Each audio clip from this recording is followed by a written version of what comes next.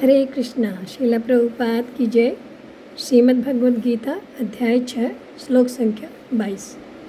यम लब्ध्वा च परम लाभम मन्यते नाधिकं ततः यस्मिन् स्थितो न दुःखेन गुरुणापि विचाल्यते। अर्थात भगवान बता रहे हैं कि इस प्रकार स्थापित मनुष्य, हमने पिछले श्लोक में देखा, आत्यंतिक सुख की स्थिति को प्राप्त कर लेता है।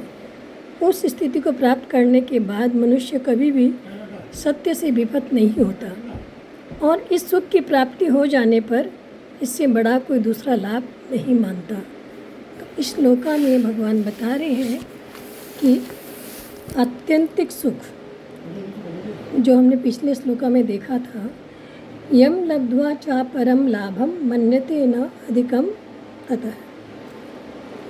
एक्चुअली मनुष्य को जो सुख प्राप्त है उससे अधिक सुख जहाँ दिखता है तो उसके पाने के लालच में वो विचलित हो जाता है।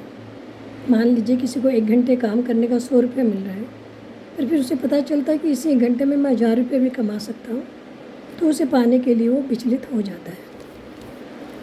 तो इसी प्रकार से व्यक्ति और ज़्यादा सुख पाने के लिए विचलित होता है। तो निद्रा, आलस्य और प्रमाद का तामस सुख जब प्राप्त होता है तो व्यक्ति को राजसी सुख ज़्यादा विचलित करता है। राजसी सुख प्राप्त होने पर सात्विक सुख के लिए प्रयास करता है, पर सात्विक सुख के बाद जब उसे आत्यंतिक सुख प्राप्त हो जाता है तो फिर वो विचलित नहीं होता है, क्योंकि आत्यंतिक सुख से बढ़कर दूसरा कोई सुख और है ही नहीं और कोई लाभ है ही नहीं। आत्यंतिक सुख में सुख की हद हो जाती है और ध्यान योगी को जब ऐसा सुख मिल जाता है तो फिर उसे किसी और दुख की इच्छा ही नहीं रहती। और आगे भगवान बता रहे, यस्मिन् स्थितो न दुःखेन गुरुणापि विचाल्यते। यानी कि विचलित होने का एक दूसरा कारण ये होता है कि जब हमें लाभ तो दिख रहा है पर लाभ के साथ साथ दुख भी आने का डर रहता है। उस स्थिति में मनुष्य थोड़ा भयभीत होता है और विचलित हो जाता है। परंतु ये जो सुख है इसके साथ दुख का कोई कारण ही नहीं है। जितने भी दुख आते हैं वे सब प्रकृति के द्वारा या प्रकृति के राज्य में मन, बुद्धि, शरीर, इंद्रियों द्वारा होते हैं।